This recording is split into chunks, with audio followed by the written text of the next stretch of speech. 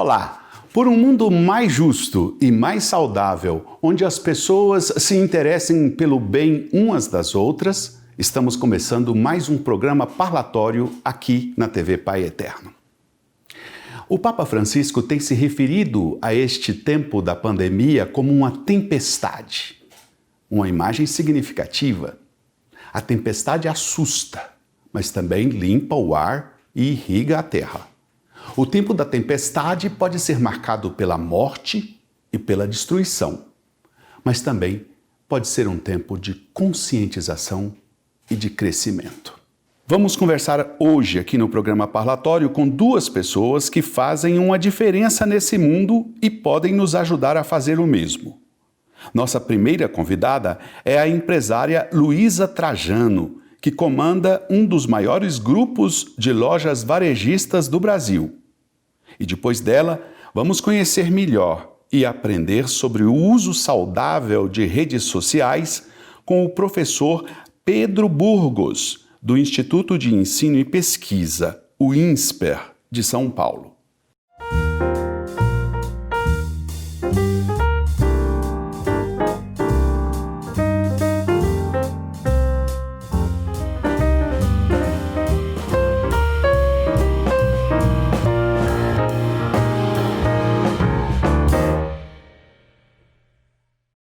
Dona Luísa Trajano é uma simpatia de pessoa. Ela é formada em Direito pela Faculdade de Franca, no interior de São Paulo, é diretora superintendente do Magazine Luiza, um dos gigantes varejistas do Brasil. Ela também integra o movimento Mulheres do Brasil. Ela fala conosco diretamente de São Paulo. Dona Luísa, antes de tudo, muitíssimo obrigado pela presença da senhora aqui.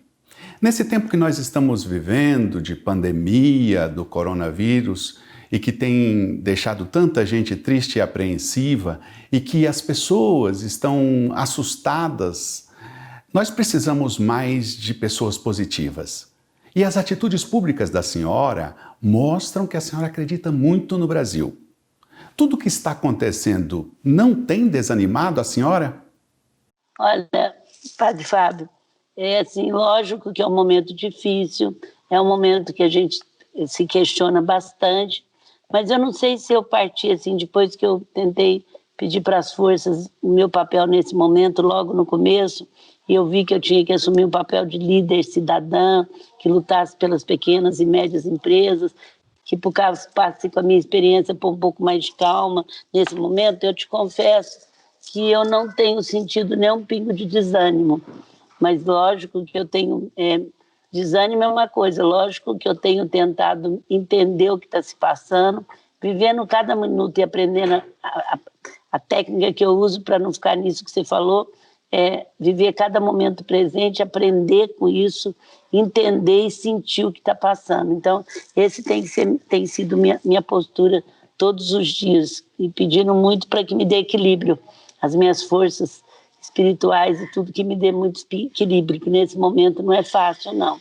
Mas eu acho que eu tenho conseguido bastante ter esse equilíbrio que é tão importante. Certo, Dona Luísa, mas tem uma coisa importante que talvez valesse a pena a gente conversar.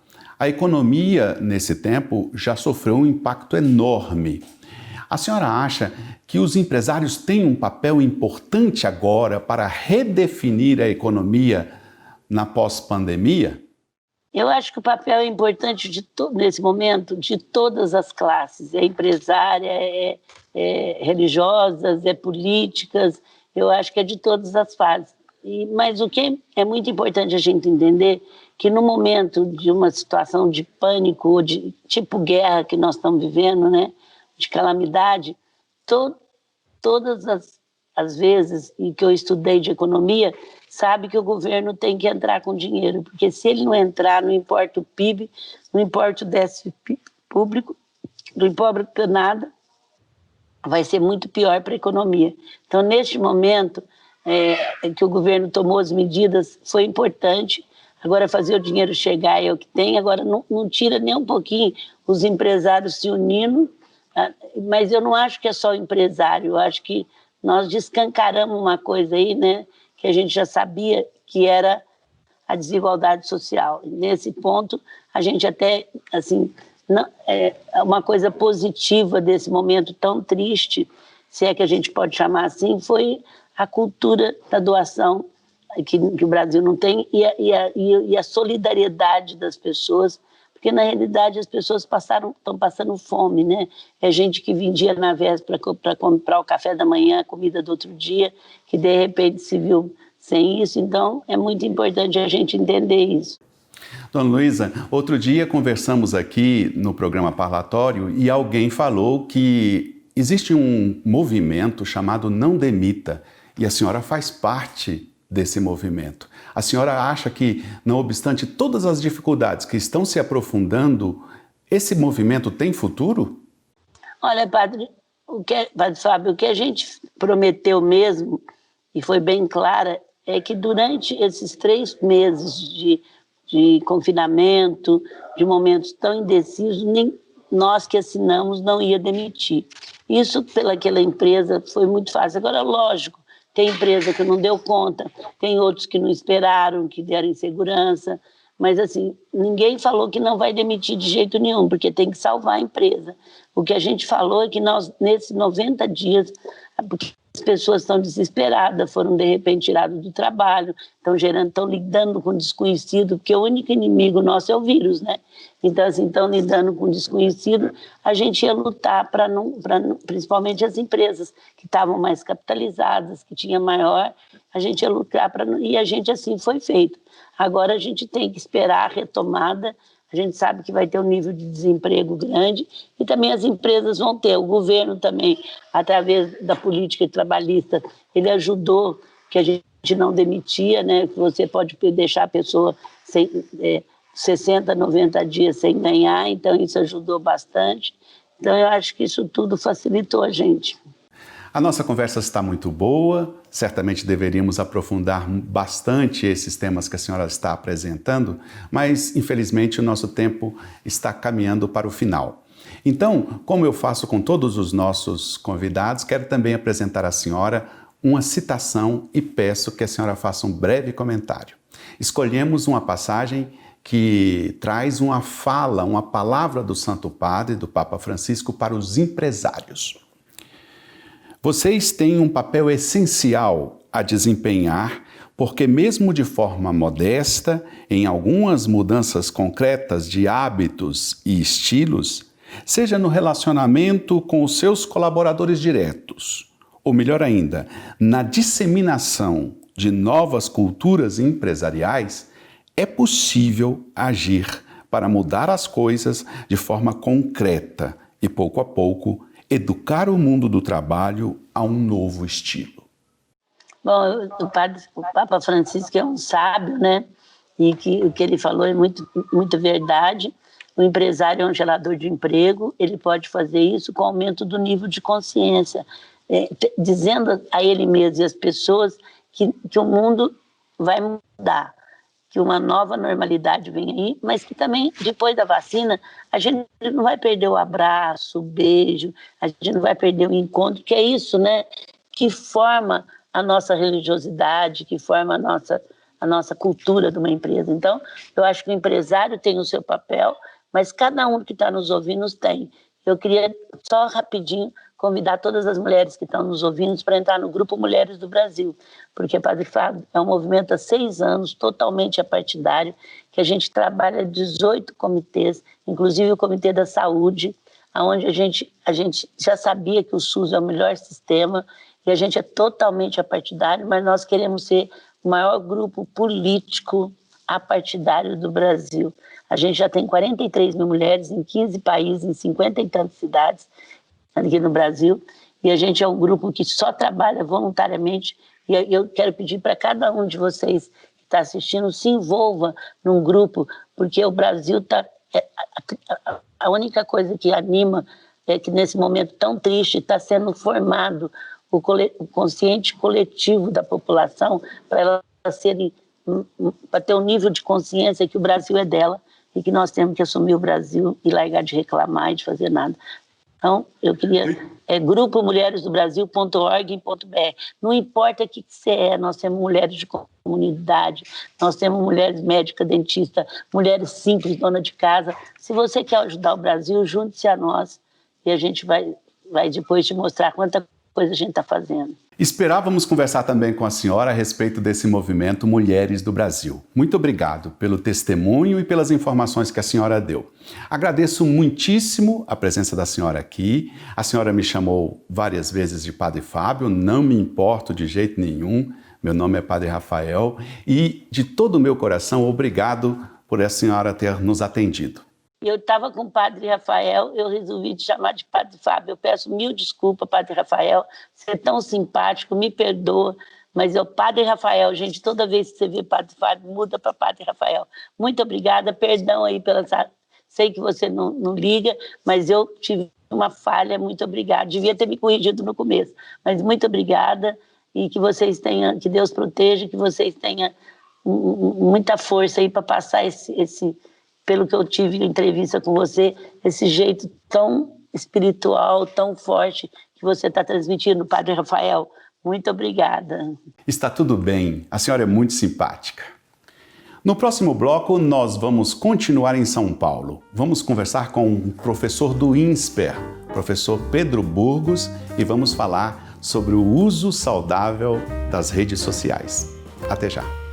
O amor do Pai Eterno está presente em todo lugar. E a missão da AFIP é levar esta mensagem adiante. Todos os dias, trabalhamos para que esta devoção chegue até você. E tudo isso só é possível graças à nossa união, aos nossos associados.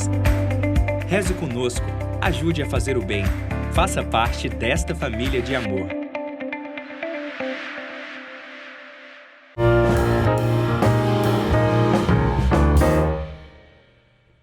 Estamos de volta e eu passo a apresentar para vocês agora o nosso segundo convidado de hoje. Professor Pedro Burgos é formado em jornalismo pela Universidade de Brasília, UNB, tem mestrado em jornalismo social pela City University de Nova York e foi pesquisador visitante na School of International and Public Affairs da Universidade de Colômbia. É coordenador do Programa Avançado em Comunicação e Jornalismo do INSPER, colunista da revista Época e membro do Conselho Consultivo da Agência Mural de Jornalismo das Periferias. Professor, é um prazer receber o senhor aqui. Olha, para começar, eu quero usar uma linguagem que nosso público entende bem. O senhor acha que o uso de redes sociais é mais parecido com o capeta? Quer dizer, que precisamos ficar atentos por causa dos perigos que tem? Ou é mais parecido com os anjos, que nos recebe sempre, nos ampara e nos dá confiança? É difícil. Bom, primeiro, obrigado por receber, pelo convite da conversa. Para usar uma outra analogia, eu acho que nem tanto o céu quanto a terra, né? Eu acho que depende muito de como a gente resolve usar. O celular, as redes sociais, a tecnologia de maneira geral é uma ferramenta, né? O fogo é uma ferramenta. E a gente se vê muito próximo a isso, né, nesse momento em que a gente perdeu a conexão física, né, com o trabalho, com a rua, com as outras pessoas, e parece comum ou parece fazer sentido você recorrer a isso para tentar se reconectar, né, as outras pessoas ao mundo lá fora.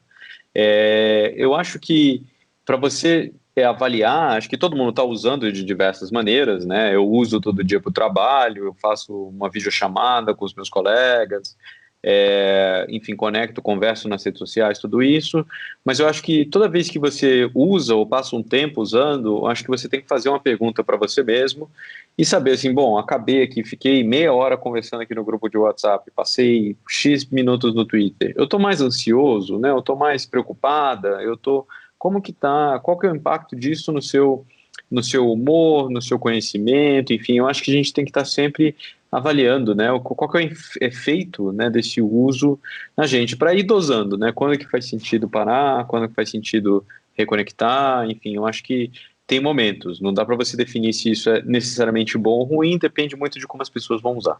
Bom, professor, a gente não pode perder a oportunidade para fazer perguntas muito básicas. Eu vou fazer uma para o senhor. Há muita gente que diz que numa rede social, a gente só deve aceitar contatos que a gente já conhece. Mas uma rede social não é justamente para a gente expandir o nosso círculo de contatos? Sem dúvida, eu vejo muita gente, falando que eu não me relaciono com tal pessoa, se você defende tal coisa, saia, né? Quem fala isso aqui é bloque na hora. Você tem um monte disso, né? As pessoas fazem essa chamada para...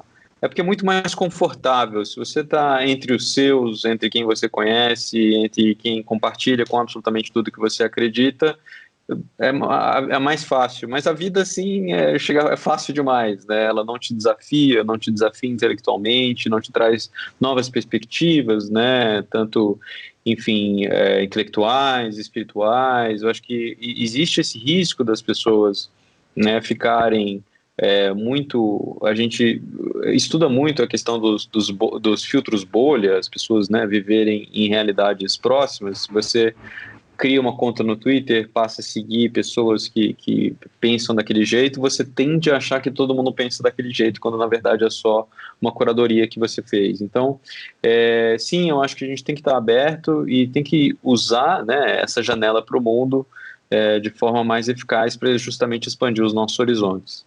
Professor Pedro, o senhor tem um livro publicado no qual o senhor fala de uma forma saudável da gente usar as redes sociais. Eu pergunto para o senhor, tem uma regra de ouro para a gente poder fazer uso das redes sociais e não nos adoecermos nessa chamada vida digital? É difícil. Assim, eu acho que, de forma geral, o excesso de qualquer ferramenta ou qualquer coisa, ele tende a ser prejudicial, né? Então, acho que a primeira régua tem a ver com a quantidade de tempo, né, desprendido ali. A outra regra, eu acho que é uma análise constante, e isso varia muito de pessoa para pessoa, que é o quanto que aquilo está afetando o resto da sua vida, né? O quanto que o tempo dedicado a uma rede ou a um jogo ou alguma coisa está influindo negativamente, né, em outros relacionamentos, no trabalho, enfim. Eu acho que o quanto que isso é saudável depende muito do impacto disso, né, dessa doença que você tem ou dessa condição em todo o resto da sua vida. Então, é sempre muito difícil, eu gostaria muito de falar assim, tantos minutos por dia é bom, se você passar de mais tempo tá errado, mas como eu falei, especialmente no momento agora, como acaba que essa é a nossa única ferramenta para se conectar lá fora, a gente tem a chance ou a tentação, né, de ficar só nisso. Mas eu acho que a regra de ouro seria sempre observar internamente, né, o quanto que isso está afetando o resto das suas interações. E você percebe também, né, muitas vezes as pessoas... eu tenho muito isso, né? Eu pergunto para as pessoas quando que foi a última vez que você teve uma grande ideia no trabalho, uma revelação, né, que mudou alguma coisa. As pessoas falam assim, quando eu estava no banho, quando eu estava caminhando. Aí você percebe que são momentos que você não está olhando para a tela. É muito difícil de você ter esse momento de reflexão profunda, né, conexão com você mesmo, com outras coisas, se você não para de olhar para a tela, né? Então, se você não tem criado esses espaços, é bom, né, pelo menos achar um jeito, uma hora, um momento ali para você, para tentar, enfim, quando eu falo no livro, né, se conectar ao que importa. Certo. Tem também uma outra temática importante relacionada a esse assunto, que é a questão das fake news, né, das notícias falsas na rede. Como é que o senhor acha que a gente pode, conservando um pouco essa linguagem de saúde, como é que a gente pode tomar uma vacina, um antídoto contra notícia falsa? Eu acho que é um pouco como a questão de dieta, né? Eu acho que o ideal é você ter uma dieta equilibrada, né? Não é que você não vai consumir um açúcar ali, invariavelmente você vai esbarrar numa postagem, numa conversa, numa corrente, alguma coisa que seja bastante politizada, né? Assim, de um pessoal mais extremo de um lado ou de outro. Você não deve, a sua dieta não pode consistir só disso, né? Isso faz parte de algum momento, mas eu acho que a gente tem que prezar pelo brócolis, pelos vegetais, né, por alimentos de alguma forma nutritivos, assim, pouco processados, né, então busque a informação, se alguém falou assim, mas tal nova lei diz tal coisa, dá uma olhada lá no site do Congresso, ver se é isso mesmo, né, assim, busca a informação em vez de ser a processada, ver um pouco, às vezes, as fontes primárias também. Então, eu acho muito que o fenômeno das notícias falsas, né, das informações, especialmente quando ele está atrelado à política, ele é muito mais uma consequência, um sintoma do que a causa do problema, né? A política brasileira ela não está ruim porque tem um monte de notícia falsa, não é exatamente isso. Mas as pessoas elas estão tão polarizadas, elas estão tão entrincheiradas, né, nos seus tribalismos, que elas acreditam em qualquer maluquice só para provar que o lado delas está correto, entendeu? Então, a gente tem que atacar esse problema, né, das pessoas estarem extremamente desunidas, né, verem os outros como inimigos, que eu acho que dessa forma a gente vai conseguir convencer as pessoas a darem menos espaço, menos atenção a essas notícias falsas. Professor Pedro, a gente sempre termina as nossas conversas aqui apresentando uma citação para um comentário do nosso convidado.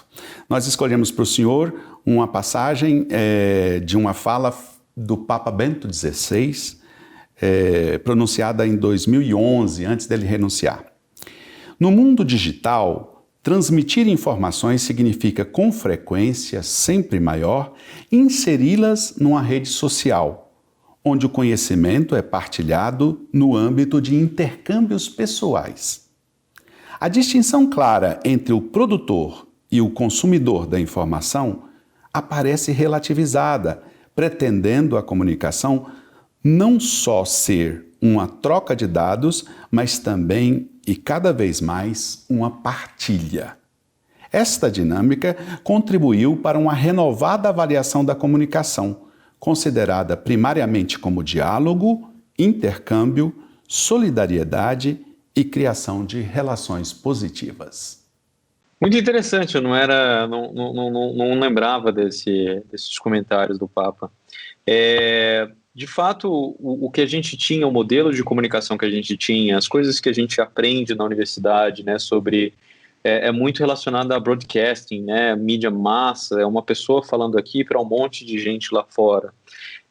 Quando você está nas plataformas sociais, o seu peso é muito parecido com o peso de outras pessoas que estão consumindo, né, ou compartilhando. Então a gente retoma o que antes era só emissão, né, só fala, para comunicação de fato, né, assim, você coloca a sua ideia no mundo e as pessoas podem lá comentar, compartilhar, né, corrigir, etc. Então eu acho que de certa forma a gente tem a possibilidade de ficar mais todo mundo no mesmo plano. Isso deveria nos dar mais humildade, né? Assim, a pessoa, quando eu estou falando, eu quero, ao mesmo tempo que eu estou falando, eu não quero só passar a minha mensagem, eu quero também escutar o que você tem a dizer. E eu acho que às vezes falta isso na comunicação, né? Assim, a comunicação em si é uma via de mão dupla. E eu acho que a gente tem muitas ferramentas para fazer essa comunicação acontecer, esse diálogo ser real. Então eu espero que essa mensagem, né, assim, as pessoas internalizem isso e se comportem nos meios, né, nos ambientes virtuais dessa forma, com comunicação legítima e genuína. Professor, muitíssimo obrigado, foi uma conversa muito agradável, tenho certeza que o nosso público se enriqueceu com a sua participação. Obrigado mesmo. Imagina, obrigado, foi um prazer. Agradeço também a você que esteve conosco no dia de hoje, espero que você tenha gostado. Até a próxima.